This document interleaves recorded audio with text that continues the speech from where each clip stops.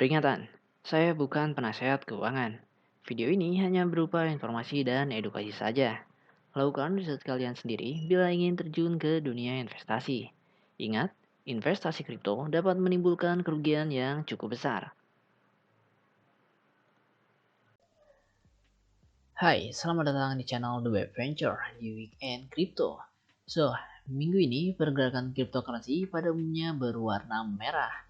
Bitcoin turun 0,7%, Ethereum turun 3,1%, diikuti oleh cryptocurrency lainnya yang juga mayoritas berwarna merah. Di sini banyak yang warna merah, ada juga yang hijau tapi sangat-sangat sedikit dibandingkan dengan yang warna merah. Dan koin Terra yang minggu lalu turun 100% sekarang ada di posisi 78. Mereka turun 2,6% dari 7 hari yang lalu. Dalam 24 jam terakhir mereka turun 24%. Koin Terra ini menurut gua sih masih riskan banget ya. Harganya turunnya masih sangat drastis. Jadi ya harus sangat berhati-hati dalam berinvestasi di cryptocurrency. Dan koin apa yang akan gua beli untuk gua investasi di saat bear market ini? Di sini gua akan memperlihatkan histori atau sejarah dari pergerakan cryptocurrency dari tahun 2013. Ini adalah tabel dari cryptocurrency market cap dari tahun 2013 di tanggal 21 bulan Mei, tapi tahun 2013. Saat itu Bitcoin masih berada di nomor 1, diikuti oleh Litecoin, lalu ada Namecoin, dan beberapa koin lainnya yang mungkin sangat-sangat terdengar asing ya namanya, karena nggak ada di top 10, bahkan di top 100 pun mungkin udah nggak ada ya. Lalu di tahun 2014, Bitcoin masih nomor 1, ada Litecoin, lalu muncul XRP, lalu Peercoin dan seterusnya. Di sini juga ada Dogecoin yang cukup populer juga dan juga Dash ya. Lalu kita pergi ke 2015, di sini Bitcoin masih yang nomor 1, diikuti oleh XRP lagi, lalu ada Litecoin lagi, masih ada Dash, ada Stellar, Dogecoin dan lain sebagainya. Lalu di 2016 Bitcoin masih nomor 1, lalu muncul Ethereum, sang pencetus dari smart contract. XRP masih bertahan di 10 besar, Litecoin masih ada 10 besar, ada juga masih ada Dash, Dogecoin, dan lain sebagainya. Di 2017, Bitcoin masih nomor 1, Ethereum masih nomor 2, XRP di nomor 3, Litecoin masih ada, Dash juga masih ada, Stellar masih ada, Monero masih ada, Dogecoin masih ada. Lalu di tahun 2018, Bitcoin masih, Ethereum masih, XRP masih, lalu muncul banyak koin-koin baru, Bitcoin Cash, EOS, Cardano, Stellar, Tron, IOTA, NEO.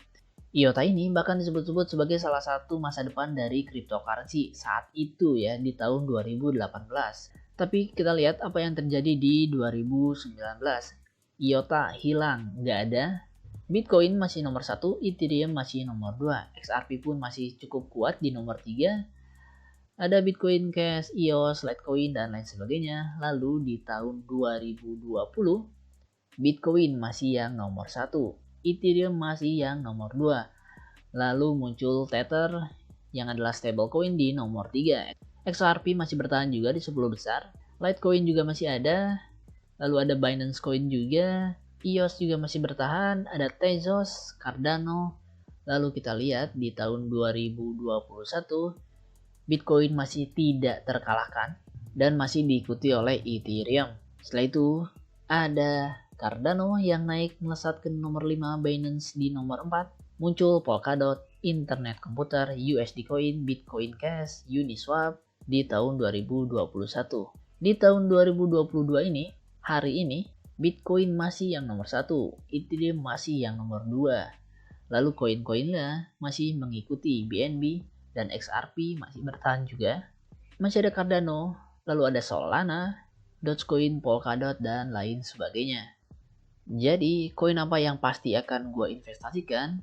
Ini bukan financial advice. Ini adalah yang akan gue lakukan. Gue pribadi, gue akan beli Bitcoin. Yang pasti adalah koin Bitcoin. Kedua adalah koin Ethereum. Bagi gue, kedua koin ini yang masih bertahan sudah cukup lama, sangat menjanjikan ya. Karena apalagi Bitcoin dari 2013 sampai 2022 ini masih di nomor 1, tidak terkalahkan.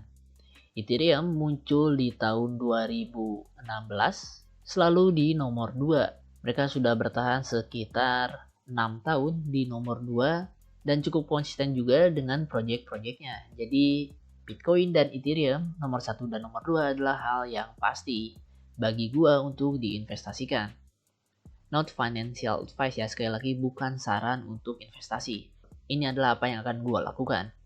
Lalu koin-koin lainnya, kalau kalian perhatikan koin-koin altcoin lainnya itu silih bergantian untuk menghilang. Kadang ada di 10 besar dan saat ini udah nggak ada di 10 besar.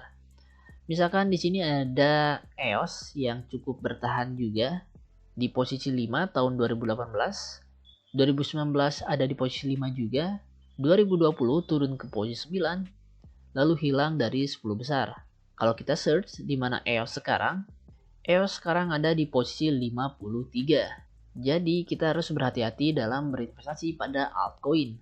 Contoh lainnya misalkan Coindesk ini juga cukup bertahan lama di 10 besar. Dan sekarang Coindesk ada di posisi 92. Jadi proyek-proyek yang bisa dikatakan memiliki potensi katanya hari ini di 5 tahun ke depan, di 4 tahun ke depan mungkin akan keluar dari 10 besar dan keluar dari 50 besar, bahkan bisa keluar dari 100 besar. Maka dari itu harus hati-hati dalam berinvestasi di altcoin. Itu juga alasan kenapa mayoritas investasi gua adalah di Bitcoin dan Ethereum. Koin-koin lainnya gua juga akan investasi tapi nggak sebesar di Bitcoin dan Ethereum. Jadi dua koin itu yang akan menjadi koin utama untuk gua berinvestasi di cryptocurrency dan tentu saja berharap investasi ini akan berhasil. Sekali lagi, ini bukan nasihat keuangan. Ini adalah apa yang akan gue lakukan. Kalau ada kesalahan atau harga Ethereum Bitcoin turun drastis, itu adalah kesalahan gue pribadi. Dan gue sudah siap dengan resiko yang akan gue terima. Selain itu, ya gue berharap mungkin mulai tahun depan gue akan mencoba mencari altcoin baru sehingga memiliki keuntungan yang cukup besar ya. Dan tentu saja gue akan share di sini juga nanti kalau dapat info altcoin yang potensi untuk mendapatkan keuntungan jangka pendek atau bahkan jangka panjang. Gue berharap gue bisa mendapatkannya dan kita bisa mendapatkan profit pada altcoin tersebut. Jadi ya begitu aja video gue kali ini. Thanks for watching and see you in my next update video and bye.